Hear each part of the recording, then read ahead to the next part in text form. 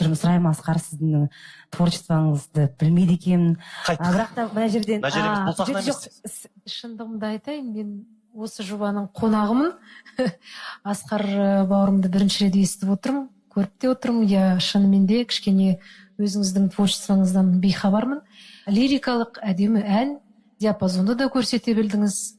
Әдемі тембріңізбен көріндіңіз. Осындай үлкен бағдарлама келе тұрып, Әділқазылар алқасы сіздерге айтып жатырмын да, енді мен біреулеріңізден үлкен, біреулеріңізден кіші шығармын. Адамды танымаймын деген өте дұрыс емес нәрсе. Неге? Өйткені сіз бағдарламаға келесіздер. Сіз екі-ақ адамға Әділқазы боласыздар.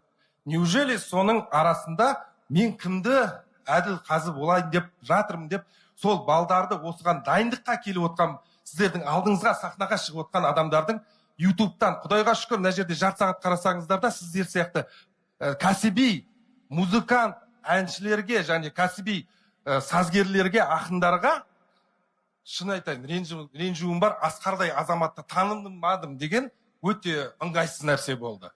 Ренжімеңіздер оған. Бірақ та, егер де мен енді как өзімді кәсіби телевизиялық продюсер есебінде айтатын, қосатын болса, осы бағдарламаға жаста Әділқазыларды қосу керек сияқты. Егер де Асқардың орында анау кім сияқты, Аргони сияқты әншілер келсе не істеріңізді білмеймін. Мына жерде сіздер вообще олардың несін түрін де білмейсіздер ғой. Асқарды білмеу мен үшін шамалы ұят болып қалды. Енді Шоханның да мысалы сазгер болып, композитор ол біраз әндерді жазып жүрген бала. Сондықтан менің бір ренжітпей айтқым келетіні, бағдарламаға әр нәрсеге келгенде ақыл және сын айту үшін балдардың творчествосын бір қарап шықсаңыздар болашақта. Егер де бұл бағдарлама менің бағдарламам арасында болатса, әрбір сөздеріңізді кесіп тастауға құқым болар еді. Нұргүл, Толқын, тәте, енді кешіріңіз, сіз жаңа мақтабатсыз, Шоханның талантты бала екен, бірақ осындай нәрсені бір өзімізге де, өткені біз ақыл айта отырып, өзіміз жаңағы жастар мен буынның мойындамаған есебімізде болып көрінеді да. Сондықтан танымаймын деген әңгіме болашақта болмаса екен. Өткені мен бірінші рет емес бұл бағдарламаға келу, үшінші рет, үшіншінде де осындай, бірде де я дедік, екі дедік, бірақ үшіншінде уже болмайды. Тем более Асқар толғанайы бар, анау хат жазу. Мен енді мысалы қазір риза болып отырмын. Шоханның шақырғаны, өткені мен Асқармен шығатынын білген жоқпын. Мен ол кезде Шохан звондағанда айтар едім, Асқар болса еме келмеймін, Асқардан сен бәрі жеңіліп қаласың деп. Шын келе жатқанда біз біреуді сынауға, баға беруге келе жатырмыз да, творчествосын ютубтан қарай салшы. Саған бір шумақ жетеді, кім екенін білу үшін бұл баланың. Ұқтым. Сонда да кешірім сұраймын. Мен не ойымда енді не бар, соны айттым. Білмегеннен кейін айттым.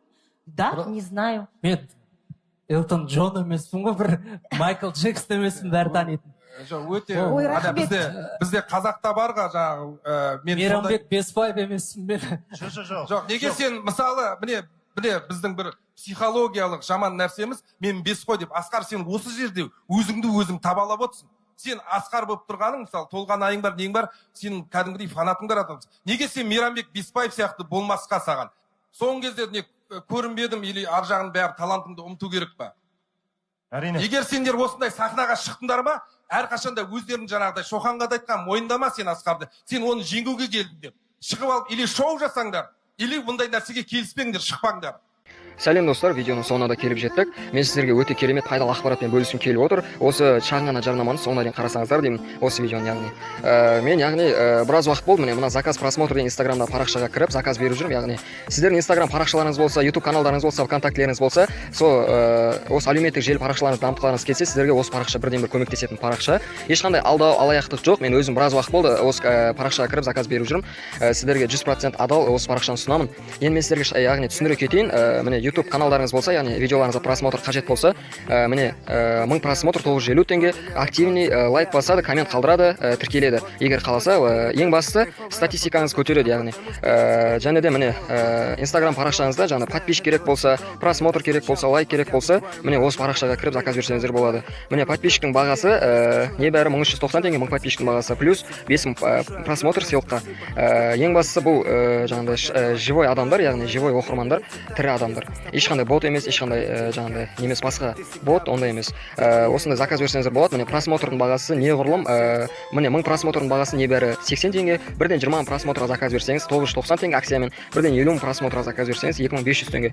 Міне отхват көтереді, яғни әр видеоға бөліп жіберуге болады. Статистиканы көтереді болды. Және де міне ВКонтактеден подписчик керек болса, міне 1000 подписчиктің бағасы 1500 теңге, бұл да живой жаңағыдай оқырмандар, бұл да активный статистиканы көтереді. Лайк та сондай, міне 1000 лайктың бағасы 780 теңге, активный статистиканы көтереді. Осындай. Және де осы парақшаға кіріп, міне соңғы постта міне тегін 2000 просмотр алыңыз деп тұр.